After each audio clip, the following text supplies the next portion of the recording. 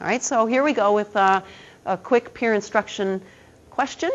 Which of the following inventions do you think was first to be patented? Was it chewing gum, the dishwasher, the cash register, or the rubber band?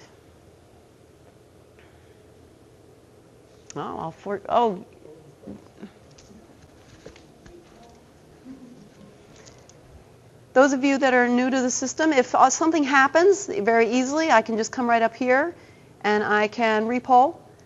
So I can open that up.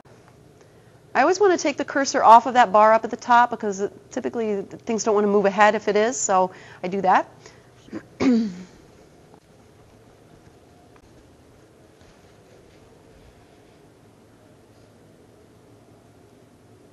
All right, all 14 of you are in.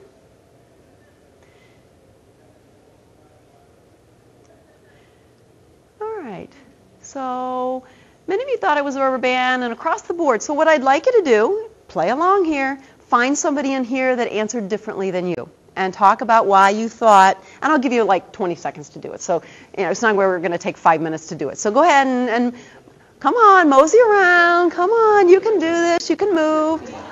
All right, then talk to each other.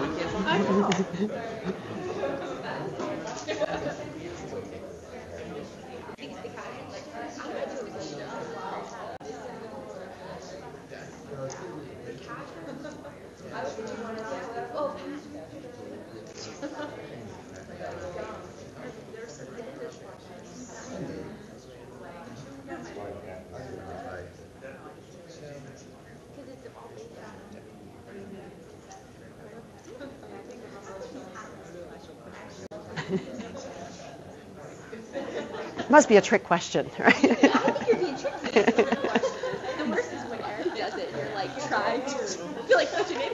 I know. All right.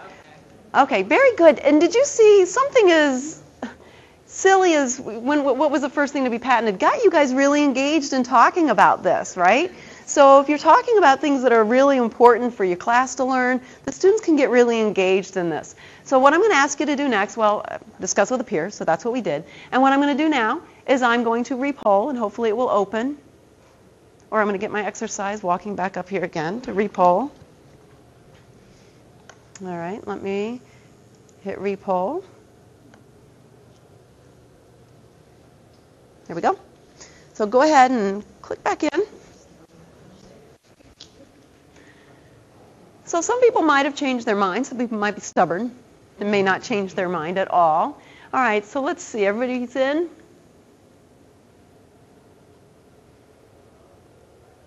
Oh, looks like we've changed a little bit. So that's kind of interesting. So now the next thing I would want to do is obviously show what the correct answer is. It is actually the rubber band. So some of you that actually changed your answer from rubber band, you're like, darn it, why did I let them convince me of that? The next important thing to do is obviously either to verbally or on the screen to provide an explanation as to why the answer is the answer. So it was actually 1845 that Stephen Perry patented the rubber band. The next was the dishwasher, then chewing gum, then cash register. Okay? So obviously this useful trivia site's a nice thing to get some information on. So that's peer instruction. Now what I also have, because I repolled, let me see. What I had on the slide, and because I had to repole for some odd reason, was the comparative slide. And what that just shows is how the answers from the first time I polled versus the second time I polled. And I'm going to show comparative slides later anyway. So that's what was actually on this slide. The next thing that we can do kind of peer-wise is we can actually ask the students to kind of evaluate each other. I would use this carefully because you want to make sure that you're not asking questions that might make the student group that's doing the presentation feel bad. I personally, I wouldn't use this unless I was asking about, did you agree with this student's finding if they were a single student up here? Because sometimes I find that sometimes there's one student in the class that maybe not everybody likes, and if you're asking them just kind of evaluate them, it might come out really poorly, and I just don't want to ever put a student in that scenario. But if you're asking did they agree with their findings, then something very much they can evaluate very objectively, I think that that's an okay thing to do on a one-on-one type of basis. But you can use this for projects, student projects, and so forth, and let each other evaluate. So just kind of peer assessment. Agile teaching. The one great thing about using these is that we often get in the mode of we have to be so linear in our teaching. We put together a PowerPoint and we have to stick to that. So we have to be linear. Well, the nice thing is we don't have to be linear. We can use, Derek Bruff is really big, and he's I don't remember what his title is, but he's at Vanderbilt. And he's at the Teaching and Learning Center at Vanderbilt. And he also has a great book, and it's entitled Teaching with Classroom Response Systems. Yes, I forgot that I had that up there on the screen. Turn around. There it is. That is, by the way, a great read as well. Highly recommend this one. So he talks all about using clickers, so it's a great read. So we can change our pace depending on how we're going. That's the nice thing about using the system too. So I'm just going to show you a couple things with Agile teaching, and I am going to have to move up to the screen here because I have to show you some things. One thing that we can do is what's called doing on-the-fly slides. Oftentimes we prepare our lecture, we prepare it, but then all of a sudden we get into the lecture and then students start talking about something. You're like, I would love to poll you on this, but I didn't know that you guys, this is the way the discussion would go. I don't have a slide prepared for that. Darn it. What am I going to do? I can prepare an on-the-fly slide, and I can also use conditional branching. So let me show you an on-the-fly slide. I've already put one kind of together because I had to have this kind of slide to begin with. But what I want to do is I never remember F5, F4, what they stand for. So if you just kind of click up here to the toolbar, it is F5, but if you don't remember that, it tells you it's created on the fly slide. So I can just create one automatically, or I can do the pull down menu. If I know what kind of slide I want to insert here, I can just do that. Otherwise, it's just going to insert a generic one for me. So I'm just going to show you, let's just do a true-false.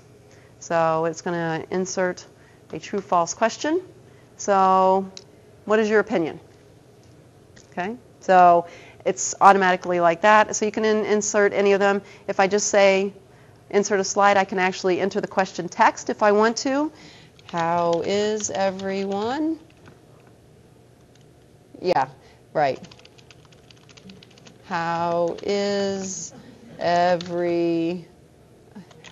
I'm not a good typer up here. How is everyone? There we go. Great, good, horrible. Yeah, it doesn't matter. I'm going to get rid of this anyway. And so then I insert that. So now I actually have the question on the screen.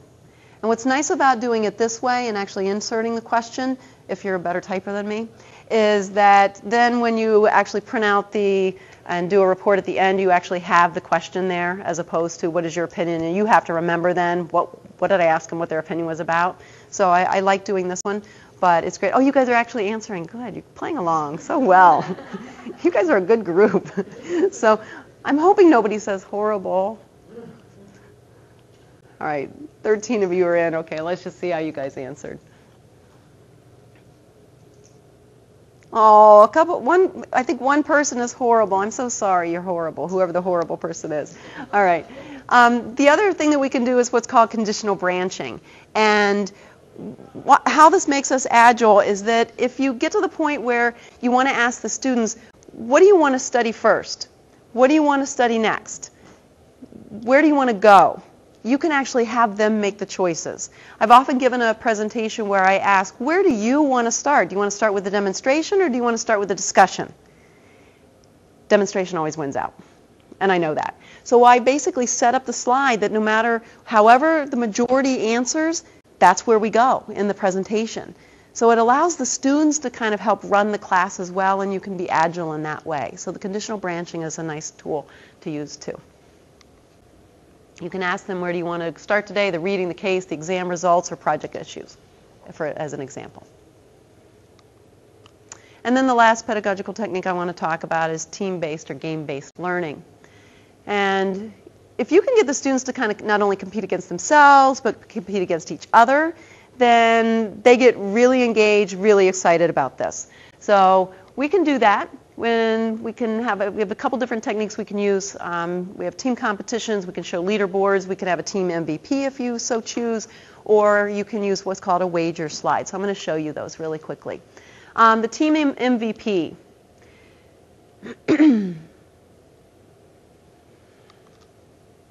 There we go. It came up.